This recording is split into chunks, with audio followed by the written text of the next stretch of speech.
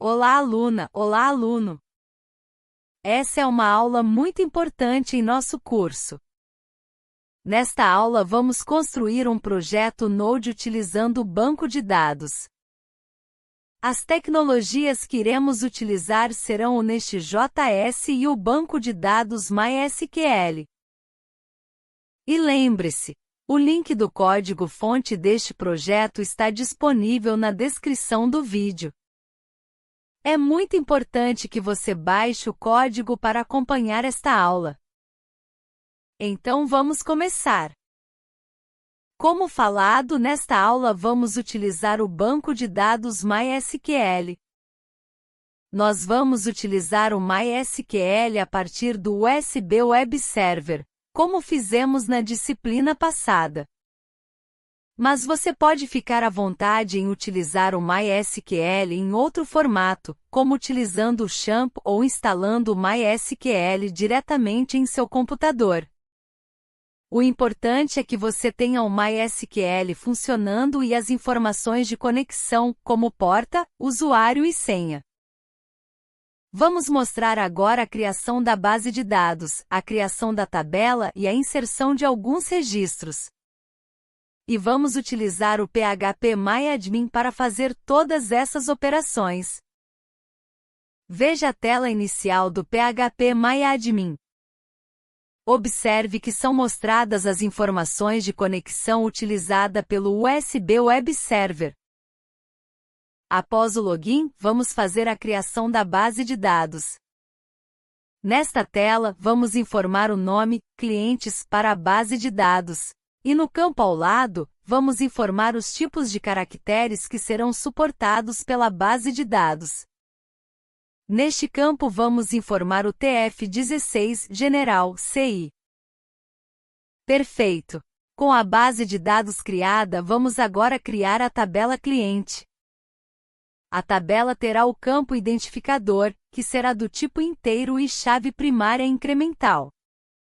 Na sequência, vamos adicionar os campos nome e e-mail, do tipo varchar de tamanho 200, e o campo ano como tipo inteiro. Observe na imagem, que nenhum campo foi marcado para permitir valores nulos. Veja na imagem, como fica a estrutura da tabela após a sua criação. Seguindo, vamos agora adicionar alguns registros na tabela. Nessa parte, você pode fazer as inserções via script ou criar cada registro usando a tela do PHP-MyAdmin. O importante é que os registros fiquem iguais aos mostrados na imagem. Perfeito! Agora que estamos com o nosso banco de dados pronto, vamos criar o nosso projeto. Abra o prompt de comandos em uma pasta de sua escolha e digite o comando mostrado na imagem. Ao digitar o comando e pressionar Enter, será apresentado a pergunta de qual gerenciador de pacotes você pretende utilizar. Nesta tela você escolhe o NPM e pressiona Enter, para seguir com a instalação. Veja as imagens das etapas da instalação. Após a instalação, abra o projeto dentro do VS Code. E com o projeto aberto, vamos instalar as bibliotecas responsáveis por conectar e manipular as informações contidas no banco de dados. Veja na imagem o comando.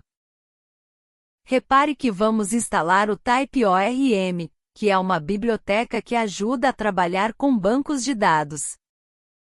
Em vez de escrevermos código SQL manualmente para acessar e manipular dados, o TypeORM permite que possamos trabalhar com os dados de uma forma mais abstrata e orientada a objetos. Além do TypeORM, vamos também precisar instalar a biblioteca MySQL. Essa biblioteca é o drive de conexão, e sua função é permitir que o nosso programa se conecte com o banco de dados. Após instalar as bibliotecas, estamos com tudo pronto para começar a implementação do código do nosso projeto. Vamos começar a implementação da classe de entidade, também conhecida como classe de modelo. A classe de modelo representa a tabela do banco de dados. Para mantermos uma organização no código, vamos primeiro criar a pasta de nome modelo na raiz do projeto.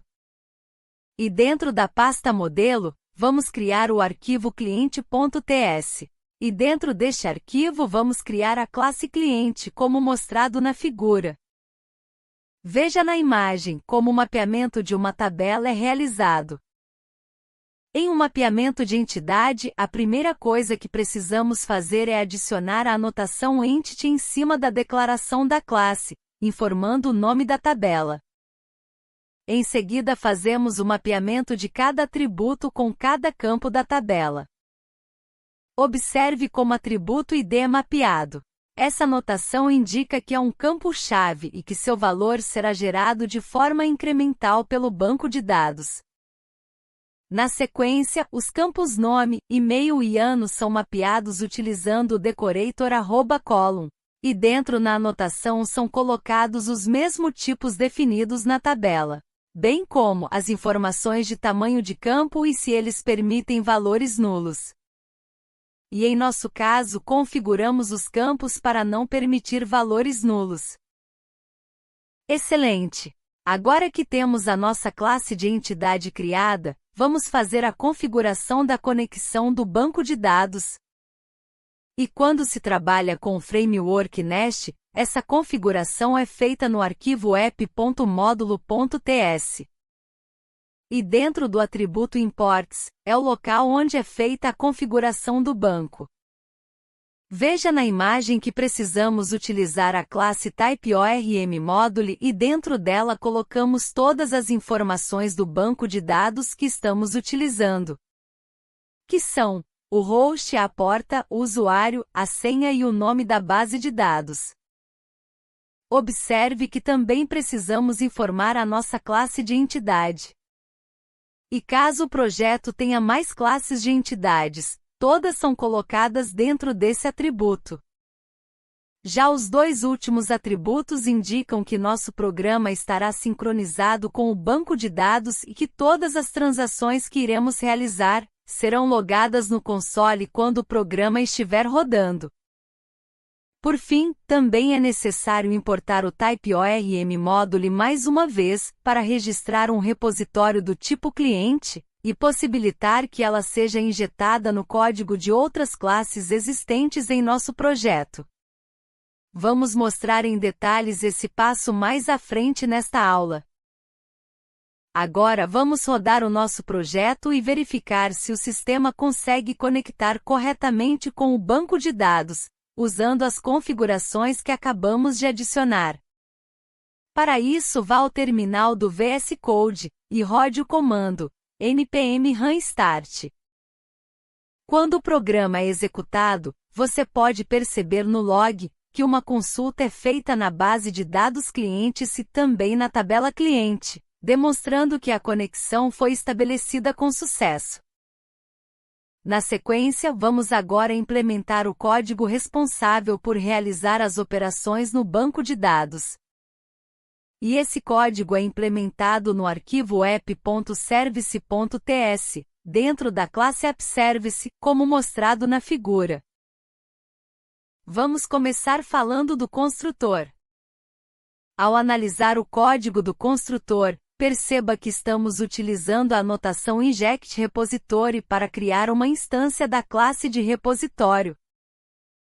A classe repositório é responsável por realizar todas as operações no banco de dados, que são buscar registros, salvar, alterar e excluir. Isso é, todas as chamadas que você precisar fazer no banco de dados, você sempre usará a classe repositório. Vamos então mostrar como a classe repositório é utilizada. Veja a implementação do método listarTodos. Esse método é responsável por listar todos os registros existentes no banco de dados. Repare como a classe de repositório é utilizada. Ao chamar a função find, uma consulta é realizada no banco de dados, e todos os registros existentes na tabela cliente são retornados. Perceba que ao utilizar o repositório, você não precisa escrever as consultas utilizando o código SQL. O repositório já faz toda essa parte para a gente, deixando o nosso trabalho de implementação muito mais fácil. Muito interessante, não é mesmo? Ainda neste método, repare o retorno. Veja que estamos utilizando o promise e falando que vamos retornar uma lista de clientes. O promise é utilizado na realização de consultas assíncronas, quando o programa não sabe exatamente o tempo de retorno para realizar a consulta no banco de dados. Por padrão, todas as operações que são realizadas no repositório retornam o objeto promise. Vamos seguir para a implementação do método buscar por ID. Veja na imagem como fica a implementação da consulta. Repare que agora utilizamos a função findOneBy passando o valor do identificador que queremos buscar. Repare que após fazer a consulta, verificamos se algum registro foi encontrado. E caso a consulta retorne vazia, enviamos uma resposta de cliente não encontrado. A função findOneBy retorna apenas um registro, por isso, no retorno do método precisamos informar o objeto promise com o tipo cliente. Vamos agora seguir para o método salvar. Veja como fica simples a implementação de um insert no banco de dados quando usamos um repositório. Neste método fazemos a chamada da função save, passando o objeto que queremos inserir. Observe que agora precisamos utilizar o await para fazer o programa esperar que o registro seja inserido na tabela e retornado para o nosso método. Na sequência, vamos falar do método atualizar. Veja na imagem a implementação desse método. Repare que ele recebe dois parâmetros de entrada, o identificador e o objeto que possui as informações de alteração. Na sequência é realizada uma consulta no banco de dados para verificar a existência do registro. E caso o registro não exista, uma mensagem de erro é enviada como resposta do serviço. Em seguida, o objeto recuperado do banco de dados recebe as informações de alteração de cada campo. E por fim, a função save é usada para realizar a alteração do registro. Observe que a função save do repositório pode ser utilizada tanto para criar um novo registro, quanto para alterar um registro existente. A diferença está no identificador. O novo objeto não terá valor para o identificador, enquanto que o objeto que sofrerá uma alteração obrigatoriamente precisa possuir o valor do identificador. Então fique atento para essa dica. Ainda neste método, observe que estamos utilizando o await para fazer o sistema aguardar a realização da operação no banco de dados. Repare também que no retorno do método estamos informando um objeto promise do tipo cliente. Seguindo, vamos falar agora do método excluir. Veja como é simples a implementação do método excluir. Observe que apenas fazemos uma chamada da função delete do repositório, passando o valor do identificador como argumento da função. Repare que como retorno informamos um objeto promise do tipo void, pois o método excluir não retorna nenhum valor. Na aplicação cliente será recebido somente o status da resposta. Perfeito! Agora que temos todas as operações do banco de dados prontas, vamos criar as rotas dos nossos serviços. E como você já sabe, as rotas são criadas dentro do controller. Então abra o arquivo app.controller.ts. Veja na imagem uma visão geral de como ficará o controller com todas as rotas implementadas. Agora vamos falar detalhadamente de cada parte do código que será implementado no controller. Então vamos começar falando do construtor. Repare que no construtor criamos uma instância da classe Service, que possui toda a implementação das operações do banco de dados. lembrando que a instância é criada de forma injetada pelo próprio framework Nest. Seguindo, vamos falar do método getStatus. Vamos criar esse método apenas para verificar se a aplicação back-end está funcionando. Esse serviço apenas retorna uma mensagem falando que o back-end está funcionando. Antes da declaração do método, vamos informar a utilização do método HTTP/GET. A URL deste serviço será a rota raiz do método HTTP/GET, pois não estamos informando o endereço dentro da anotação. Vamos agora falar do método listar todos os clientes. Esse método é responsável por retornar todos os registros existentes na tabela de clientes. E na declaração do método precisamos utilizar o método HTTP/GET, informando o endereço da rota. Veja que dentro do método, apenas fazemos uma chamada do método listar todos, da classe de AppService, e retornamos os registros como saída da nossa API. Seguindo, vamos agora falar do método buscar por ID. Repare que neste método também estamos utilizando o HTTP/GET e informando uma rota para a API. Este método recebe como parâmetro o valor do identificador vindo da requisição. Repare que para obter o valor do ID, precisamos usar o decorator @query. E ao receber uma requisição, o valor do ID é convertido para um valor numérico. Na sequência, o valor é passado para o service, que faz a busca do registro no banco de dados, e o retorna como saída da API. Na sequência, vamos agora falar do método salvar. Repare logo de cara que estamos utilizando o decorator @post, pois somente requisições realizadas via post vão conseguir acionar esse método. Observe também que não estamos informando uma URL, logo essa é a rota raiz do método HTTP post da nossa API. Esse método receberá no corpo da solicitação um objeto do tipo cliente, que é passado para o objeto AppService, que insere o registro no banco de dados. Por fim, o novo registro é retornado como saída da nossa API.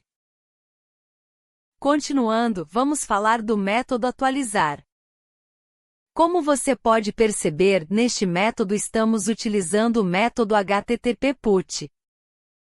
Perceba que dentro da anotação estamos informando a variável ID, que é declarada utilizando 2 pontos antes do nome. Essa declaração indica que na URL da requisição vamos receber o valor do identificador do registro que queremos alterar. E no corpo da requisição, será enviado o objeto do tipo cliente contendo as alterações do registro.